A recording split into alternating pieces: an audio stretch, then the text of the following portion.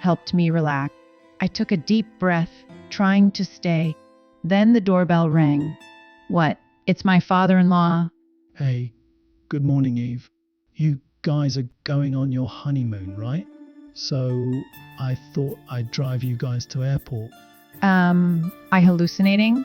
How come your father-in-law, who was an emergency room doctor, is standing there talking to you? Didn't you get sick today? My name is Eve. I'm a 28-year-old one worker, and my boyfriend just proposed to me. I was so happy, but to be honest, it took me a while to get over it because we've been dating since our freshman year of high school. We've been together for 10 years. After graduating from junior college, I got a job and moved into my own apartment. 8 years ago, Chris moved in with me into an apartment. We've been visiting each other's place since we were in high school, and when we started living together, we told our parents. I got along well with my in-laws. We went out to dinner a few times. When I was over 25 years old, I started making a show of wanting to get married. But he said, "It's only been 3 years since you graduated from college and started working. Why don't we just continue living together like this?" He was not very positive about marriage. I told him that since I was already old, I was considering leaving our relationship as it wouldn't progress any further. Then a little while later, he finally proposed to me. I have told him many times what to do at our wedding and about our plans. He also said he wants to do what I take the lead in wedding preparations and honeymoon arrangements. After the wedding, all we had to do on our honeymoon. Chris said he had some business to do at his parents' house before the honeymoon went to stay at his in-laws' house. So I went to dinner with my parents. After I came back home, I took a bath and went to bed early. Before going to bed, I sent an SMS saying, "I'm looking forward to our Maldives trip starting tomorrow. I can hardly wait for us to be there together." I slept really well and I woke up refreshed the next morning. I was sure I would be able to enjoy a lot. I was going to meet Chris at the air. I was getting ready alone. I was a little concerned, however, that the message I sent to Chris last night had not been read. Well, I didn't send him anything important, but I was worried that he might still be sleeping. From my in-laws' house, it takes about an hour to drive to the airport. Chris is the type of person who takes his time getting ready, so if he's not there by a certain time, he'll be late. I was feeling a little worried when I received a phone call from Chris. "Hi, Chris. Are you ready yet?" He said something I didn't expect. Oh, Eve, I'm sorry. My dad collapsed and had to be rushed to the emergency room. He's in the hospital right now and his condition isn't very good. So, I'm sorry. I can't go on our honeymoon.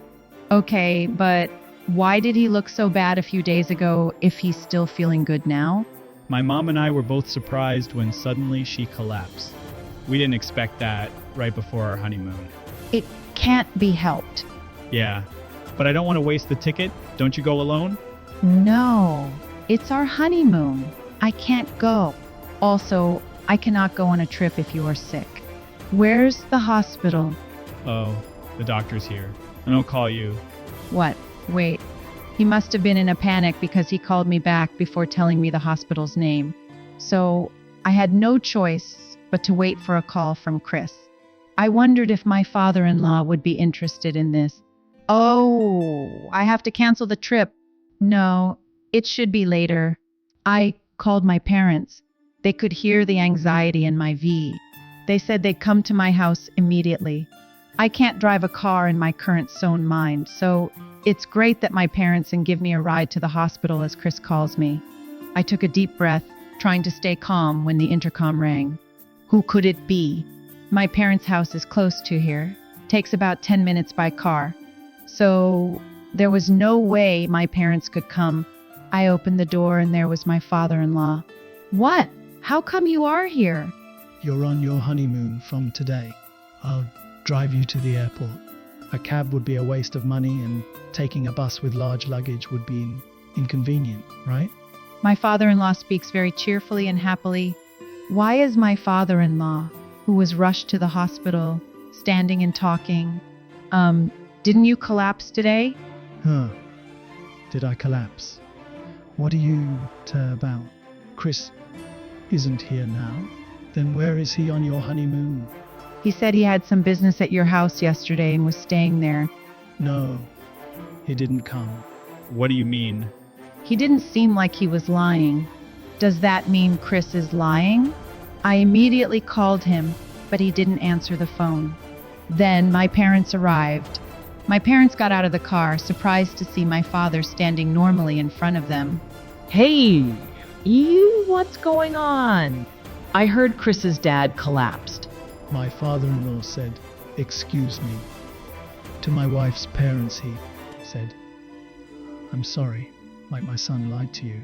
What the hell is he thinking? I thought Chris must be doing something special. My father-in-law and my parents came to the house and we straightened things up. Firstly, Chris did not stay at my in-laws' house yesterday. That means he's doing something or somewhere. My father-in-law was very angry when he found out that he had been lying about having a heart attack. I thought Chris was probably telling his father-in-law that he was on a honeymoon with me. So I asked my father-in-law to call. Then he answered the phone. Chris, where are you? I'm at the airport. It's almost time for boarding, and I have time to talk with you. We'll be going on a trip to the Maldives for 4 days. Right. Enjoy your honeymoon. Can you put Eve on the phone? What's wrong with it? You don't have much time, do you? It won't take long. Eve's in the bathroom right now. Oh, well, that's okay then. Enjoy your honeymoon. Yeah, thanks. Mary, my mother-in-law, wants me to do some things in the Maldives. So I'll send you a list via SMS later. I've got to go. Hey, My father-in-law hung up the phone. Then I researched standard Maldivian souvenirs and made a list. Then my father-in-law sent it to Chris. Chris immediately read the message, but didn't reply to my father-in-law. Then I received SMS from Chris. do you want me to go to the Maldives alone? I replied, pretending that I don't anything. What? Why? Is your dad going to be... My dad seems to be okay for the time, but I'm worried about him, so I'm stay at the hospital. I need you to go to the Maldives. My mom wants some things from Valid, just sent you a list. Wait, I can't go on a trip at a time like this. I can't buy souvenirs. Just tell me where the hospital is. Come visit him. He seemed extremely upset when I sent him a message. just do as I say. You have the tickets, all you have to do is get on the plane and go to the Maldives. And go buy the stuff on the list. It's disgusting that he would get up and order me to do something to make him feel better. Both my father-in-law and my parents were appalled to see our conversation. Eve, I'm so sorry for my stupid son. He must be doing something bad. But I don't know where he is now. Can't question him. And I'm sure he played innocent. Don't apologize to me. You didn't do bad. I'm really sorry. Now you have to pay 100 of the cancellation fee. Sure, I don't mind. I asked my father-in-law and he agreed. If your parents can go now, that you shouldn't waste the money. Since it's close to the airport from parents said, okay, and accepted the... I had to talk to my mother-in-law at Chris's, so my father-in-law gave me a ride to their house. When I told my mother-in-law, she got furious. I can't believe that Chris would cheat on you. We decided to ask a detective agency to investigate what Chris was doing. We were pretending to know nothing, but actually getting the results while suppressing of. The fact that he's even deceiving her parents means he must be doing some quite sinister. It probably would be adultery. I can't forgive him for having an canceling our honeymoon. I decided to pack my bags so that I leave the apartment anytime. Welcome home. How's your dad? He's getting better. I'm sorry I couldn't go on our honey. Did you get the souvenirs? Yes, I did. When I handed him the souvenirs, Chris was so relieved. My parents, who went to the Maldives, sent me these pictures. Thanks. Mom will be happy. I guess he was relieved that he had to fool us. He seemed to be in a good mood. I was about to lose my temper seeing that. But the results of the investigation have not yet been revealed. So I waited patiently. There was a clear image of Chris, and he looked intimate as they entered her apartment. I immediately told it to my in-laws. They were shocked and apologized to Times, and they allowed me to punish him mercy. According to the results of the investigation, Chris was having an affair with one of his colleagues. It seemed that Chris had been seeing us for a long time, so he didn't war married to me. I was so angry that I almost went but then I cooled down and decided my revenge against him. I said to him, "Hey, since I ended up traveling alone, I want to redo our honeymoon. That'll be great.